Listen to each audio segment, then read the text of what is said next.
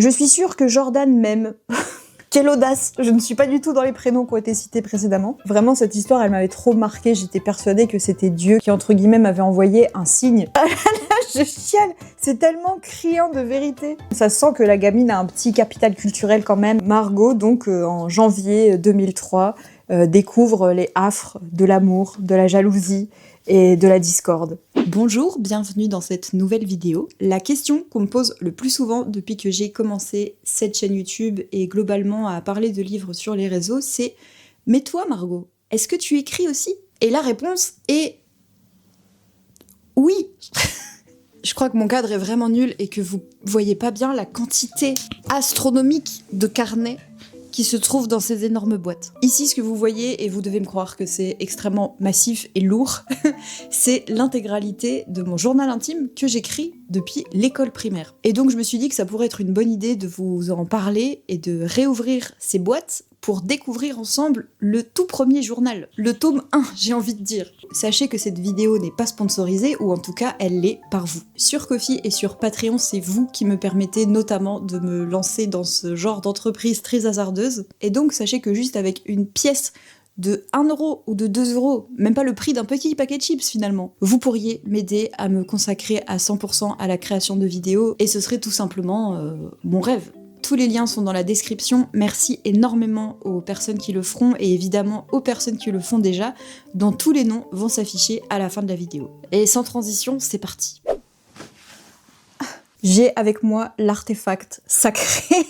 Franchement, enfin regardez ça. Dis-moi que tu es une milléniale sans me dire que tu es une milléniale. À la base, il y avait évidemment un petit cadenas ici et je me souviens vraiment du jour où j'ai vu cet objet dans un magasin, de l'avoir désiré ardemment. On me l'a offert pour mon anniversaire, peut-être pour Noël, je ne sais pas. Donc je ne l'ai pas ouvert depuis au moins 10 ans, je pense. Ça va vraiment être une redécouverte. Je me souviens plus du tout de ce qu'il y a dedans.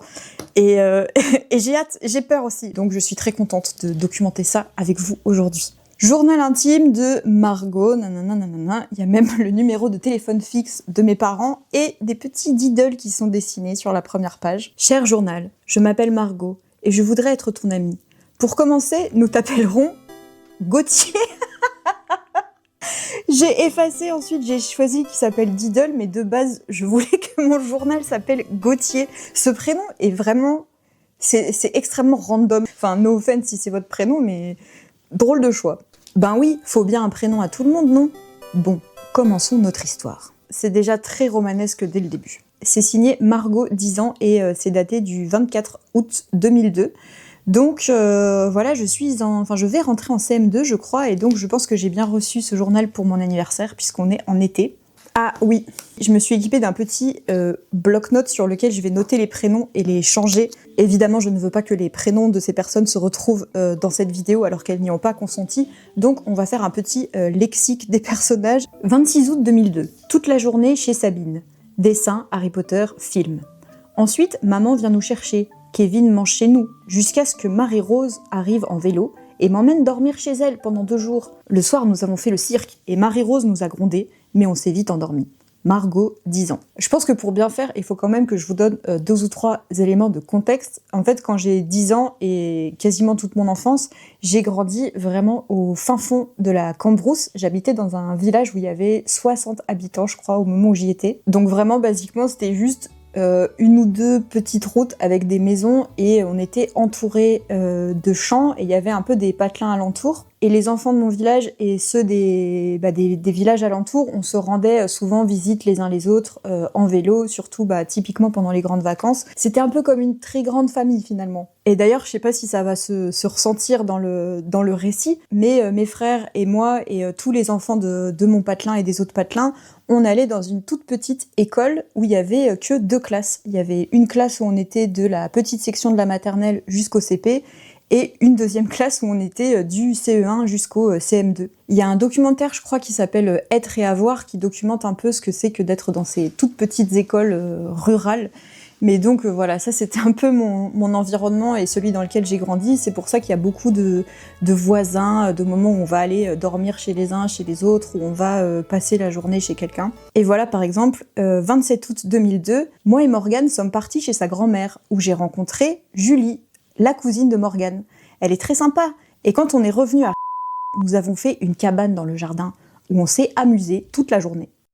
C'était donc un des patelins juste à côté, et Morgane, c'était ma BFF avec qui on faisait les 400 coups. Je n'écris rien pour les jours suivants car il ne m'est rien arrivé d'intéressant. Il ne m'est rien. C'est trop mignon, je canne. 3 septembre 2002. Aujourd'hui, c'est la rentrée. Je me suis forcée à me lever avant de partir à l'école et de retrouver l'odeur de la craie, les cahiers neufs, la maîtresse, le tableau noir et surtout mes amis. Oh là là, il se passe des tas de choses. Je suis surexcitée ce matin, car cet après-midi, on emmène Florian à la piscine. Florian, c'est pareil, c'était un super pote à moi, et je peux pas vous présenter tous les protagonistes, tellement il y en a en fait. À l'école, je me suis retourné le doigt, ça fait très mal. Quand on rentre, papa et maman ne sont pas là. Mais ils arrivent je pense que c'est une demi-heure plus tard. À 3h, on part chercher Florian, et quand on est allé à Nancy, je te dis pas comment on était déçus. Toutes les piscines sont fermées. Mais nous avons trouvé une sorte de fête foraine, là où nous avons écouté des musiques africaines et été dans un gros château gonflable. À demain, Gauthier, Diddle. Gauthier, quoi. Alors ensuite, là, on va avoir une page très intéressante parce que il se trouve que nous avons affaire à une narratrice non fiable. Dans le sens où, quand j'étais enfant, j'étais quand même un peu mytho sur les bords et je m'inventais un peu une vie, notamment quand je rencontrais de nouvelles personnes. Et c'est quelque chose qui a aussi débordé dans mon journal parce que je me souviens vraiment précisément de raconter dans mon journal des choses qui ne sont pas du tout arrivées. Et là, on va en avoir un exemple très flagrant. Aujourd'hui, ça a été une journée où j'ai vraiment retrouvé mes amis. Le matin, nous nous sommes disputés au foot. C'était génial. Ça, jusqu'ici, je pense que c'est vrai. Après, pourquoi c'était génial, je ne sais pas. Ensuite, on a fait sport et j'ai battu Julie. Ça a été un triomphe. Florian s'est précipité pour me la toper. Donc ça, c'est dans le sens me taper la main. Et j'ai serré la main à 6 personnes. Et ce soir, on a regardé Astérix et Obélix Mission Cléopâtre. Bon, là, vraiment, le truc où j'ai battu quelqu'un au sport et ça a été un triomphe et tout le monde m'a serré la main et m'a tapé la main et tout. Voilà. Ici, nous avons de toute évidence affaire à un enfant qui a regardé trop de films et qui est un peu perturbé. Et d'ailleurs, enfin, je sais pas, c'est quand même bizarre de faire ça dans son journal. Enfin, que je m'inventais une vie quand je rencontrais d'autres enfants, quand je rencontrais des gens pour avoir l'air plus intéressante et tout. C'est un truc qu'en soi, je peux comprendre.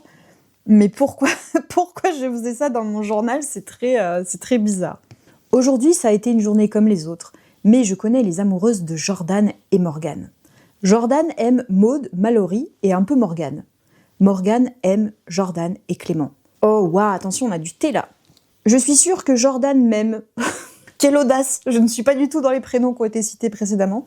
Je suis sûre que Jordan m'aime, car il me suit partout, me demande de me ranger avec lui, et en classe, il me regarde avec des yeux doux. De plus, il a dit que ce n'était pas grave s'il se faisait tabasser, mais qu'il est triste de ne pas nous voir pendant 1 an. Le soir, nous avons joué dehors, et comme on voulait plus rentrer, papa nous a demandé si on voulait manger dehors.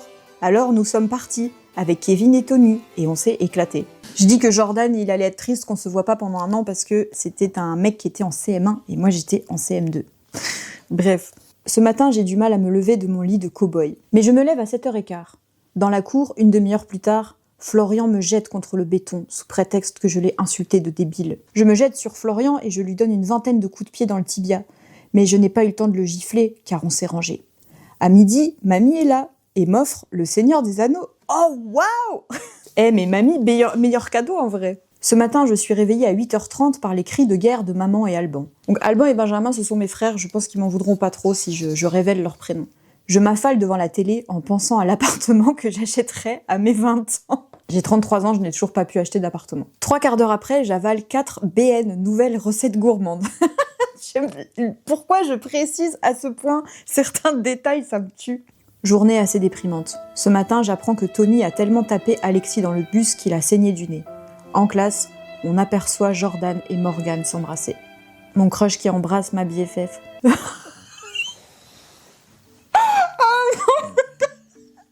La page suivante, elle me tue, il y a une illustration, l'histoire est incroyable. C'est un truc dont je me souviens précisément que j'ai raconté il y a pas longtemps et je me souvenais pas que j'en avais carrément fait une histoire, enfin une page dans mon journal. Cher Diddle, hier soir j'ai prié dans mon lit pour un jour rencontrer Jamel Debbouze. C'était mon idole. Aujourd'hui, on a été en course avec papa. Quand on revient, Kevin vient nous chercher pour aller jouer au monstre. Ensuite, nous allons voir Cindy par la fenêtre. Elle nous envoie chacun une photo de notre star préférée et j'ai reçu 2 feuilles entières consacrées à Jamel Debbouze. Le soir dans mon lit, je réfléchis beaucoup et me demande si c'est vraiment une coïncidence. Finalement, je me mets à genoux et remercie Dieu. Carrément, il y a un dessin de moi en train de prier Dieu. En fait, il y avait cette ado dans le village, qui deviendra une amie à moi d'ailleurs par la suite, qui lisait beaucoup de magazines un peu où il y avait des posters, où il y avait des petites biographies de stars, etc. On l'avait vue par la fenêtre de sa chambre en passant dans le village. Elle nous avait dit « Hey, c'est qui vos stars préférées et tout ?» Et donc moi, j'avais dit évidemment Jamel Debbouze. Et elle avait découpé dans ses magazines, elle nous avait filé des feuilles et tout. Vraiment, cette histoire, elle m'avait trop marquée. J'étais persuadée que c'était Dieu qui avait, qui entre guillemets, m'avait envoyé un signe.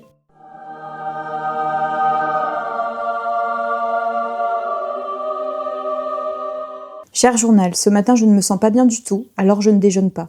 Pendant que les autres mangent, je dors sur le canapé, jusqu'à ce que le docteur arrive et me dit que j'ai un virus à l'intestin. Mais il n'avait pas l'air sûr de lui. Vraiment, la meuf a 10 ans et est déjà hypocondriaque et pense qu'on lui cache qu'elle a une maladie très grave. Cher Diddle, ce matin, maman a voulu ne pas me réveiller, mais elle a raté. J'ai peur d'avoir, non pas un virus, mais l'appendicite, et que j'en meure. À toi, Margot. Maintenant, je rajoute une petite formule. À toi. Je crois que j'avais lu le journal d'Anne Frank ou un truc comme ça. J'avais lu un truc où quelqu'un faisait ça dans son journal et donc je me suis dit, je vais faire pareil. Lundi 10 décembre 2002.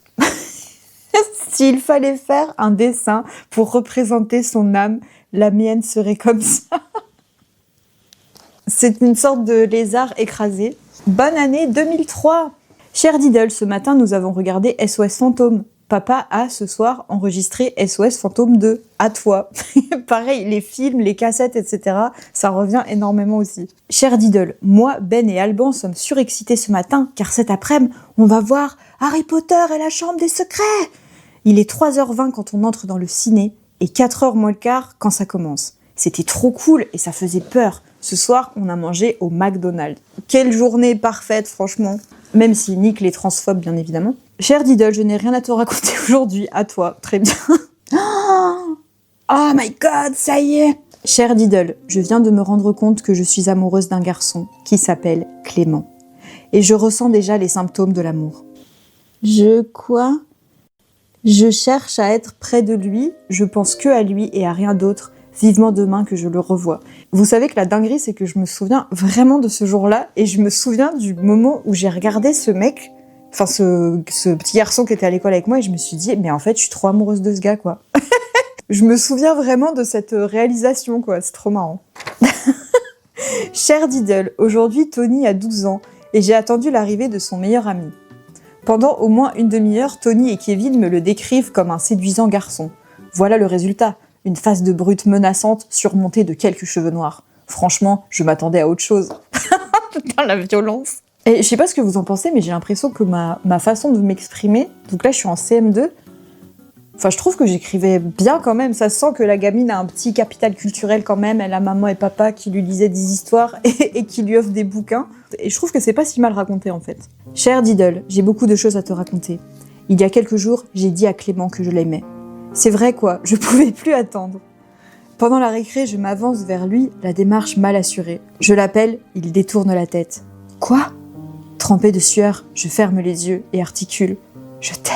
Clément me regarde avec des yeux ronds. Ses joues virent au rouge cramoisi. Je m'en fous, dit-il, troublé. Je tourne les talons et saute au bras de Morgane qui m'avait poussé à lui dire. Aujourd'hui, Morgane et Aurore se conduisent de façon bizarre. Elle ne joue plus avec moi, elle me gueule dessus. Ce matin, Morgane m'apprend la sinistre vérité. Elle est jalouse. Elle est jalouse que j'aime Clément. Cette nouvelle me rend dépitée. Morgane, elle, jalouse de moi, c'est à n'y rien comprendre. Je ne sais pas pourquoi, mais en ce moment, je me sens mourir à l'intérieur de moi. Désolée pour ces tristes nouvelles. Ah là là, je chiale. C'est tellement criant de vérité. Je vais niquer mon eyeliner. Le c'est à n'y rien comprendre et le je me sens mourir à l'intérieur, ça m'a vraiment tué. Margot, donc en janvier 2003, découvre les affres de l'amour, de la jalousie et de la discorde. Et heureusement, elle ne le sait pas encore, mais elle n'était pas au bout de ses peines. Cher Diddle, aujourd'hui, à 13,5 heures de l'après-midi, moi, Ben, Alban et papa passons chercher Morgane et direction la forêt de haies. En bref, journée formidable en compagnie de ma meilleure copine. Ah mais c'est super, en fait la discorde avec Morgane n'a vraiment pas duré longtemps finalement. L'amitié et la sororité plus fort que tout. 10 mars 2003. Cher Diddle, comme rentrée plutôt sympa. Un nouveau, du nom de Brandon, devient un super pote. Les autres disent qu'il est con. Tu parles, il est trop sympa. Le nouveau qui est arrivé ce jour-là, Brandon, ça a été vraiment mon BFF pendant 2-3 ans. On s'entendait vraiment trop bien. C'était un gamin vraiment trop cool. Et au fait, je préfère Jordan à Clément, même s'il prétend aimer Aurore, mon œil oui. La page d'après, le feeling se confirme. Cher Diddle, aujourd'hui je me suis rendu compte que j'aimais non pas Clément, mais Jordan, qui est un super pote d'école. Oh my god, what's happening? Cher Diddle, cette journée a été inoubliable, même si elle a rompu mon amitié avec Morgane. Oh, qu'est-ce qui s'est passé, my god? Résumons. Chez Maud, nous sortons dans le village en raison du soleil. Après 1001 transferts de cachette, nous arrivons à nous cacher, nous arrivons à nous cacher dans une gigantesque remorque. N'oubliez pas qu'on est dans un setup extrêmement rural et donc avec tous ces gamins-là, on jouait beaucoup dans les granges, dans les entrepôts de tracteurs et ce genre de choses. Donc nous arrivons à nous cacher dans une gigantesque remorque. Et là, Jordan m'apprend que Morgane lui a dit que je l'aimais. Je sens monter en moi une haine incontrôlable. Elle m'a balance en fait. Je dis à Jordan que je ne peux pas justifier mon choix entre lui et Clément, pour cause de soudaine non-confiance. Cette phrase est sortie de ma bouche sous un regard de haine intense envers Morgane. Oh waouh, il y a du gros drama, en fait j'hésite, je suis un peu amoureuse de Jordan, un peu de Clément, et ma pote Morgane, elle les aime aussi, mais du coup, elle a balancé à Jordan que j'en pensais pour lui. Ça va pas du tout.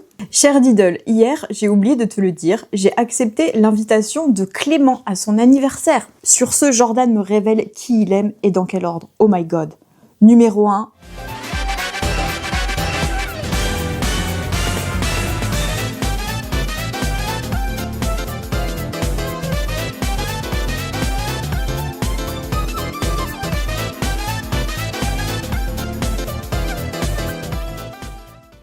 Et cet après-midi, à 14h30, me voilà assise dans la voiture de papa. On s'est tous éclatés. Devant chez Maud, en fin d'après-midi, Jordan vient me dire que mes parents m'attendent. Clément me fait alors monter sur son bicross et sur le chemin du retour, en serrant les épaules de Clément, une question dramatique vient à mon esprit. Est-ce que j'aime Jordan ou Clément? Bonne question. Oh là là, ce qui est ouf, c'est que je m'en souviens. Genre là, en relisant la phrase, j'ai vraiment le souvenir qui revient d'être derrière lui sur son bicross et de lui tenir les épaules et puis d'avoir, qu'on roule dans les champs comme ça pour retrouver mes parents. Incroyable. Quelle enfance romanesque quand même. Oh waouh. Aujourd'hui, ça a été une journée tout à fait normale, bien que je ne puisse toujours pas répondre à la question de la veille. Ce soir, en regardant les infos, j'ai vu que des bombes américaines avaient été lancées sur Bagdad. Saddam Hussein a envoyé une cassette d'un discours, mais on ne sait pas si c'est vraiment lui ou son sosie. Cher Diddle, les bombardements en Irak continuent, et les infos ne cessent de montrer des images d'enfants et de femmes blessées, voire même tuées. Mais je crois qu'à partir de là, je vais des fois parler des actualités parce qu'il y avait beaucoup de trucs qui me choquaient, que je voyais des fois un petit peu à la télé. Et comme beaucoup d'enfants de ma génération, j'avais été un petit peu traumatisée, entre gros guillemets, mais j'avais été super marquée par les images du 11 septembre. Et du coup, tout ce qui avait attrait aux États-Unis, à l'Irak, aux bombes, etc., c'était des trucs qui étaient importants pour moi d'une certaine manière. Cher Diddle, cette journée a été tout ce qu'il y a de plus normal, excepté la soirée. Nous étions dehors avec Kevin, je m'approche de la porte pour aller demander que Kevin mange chez nous, et maman nous dit à Ben et moi que direction la foire de Nancy, la fête foraine donc. C'est bien entendu surexcité que nous nous engouffrons dans la voiture. En arrivant, nous passons devant une boutique où est exposée la parfaite reproduction miniature d'une des guerres du Seigneur des Anneaux. Et là, c'est signé El Chico. Le fait qu'on va à la fête foraine et que tout ce que je retienne et que j'écrive, c'est qu'il y avait une reproduction miniature du Seigneur des Anneaux. Le fait que je signe El Chico, je sais pas d'où ça vient. Il me semble que c'était un surnom que j'avais avec mon frère dans un jeu. Bref, El Chico quoi. Finalement, c'est tout moi quoi. Alors effectivement, je sais pas d'où ça vient, mais El Chico, ça veut quand même dire le garçon en espagnol. Et donc en primaire, en fait, la majeure partie du temps, moi je ressemblais à ça. Et quand je dis un peu avant dans la vidéo que je racontais des mythos aux gens, en fait, souvent, je me faisais passer pour un garçon. Et les gens me prenaient aussi souvent pour un garçon et je les corrigeais pas. Enfin bref, on gardera peut-être ça pour une prochaine vidéo, mais je pense que ce surnom et cette signature, ça vient quand même pas franchement de nulle part, quoi.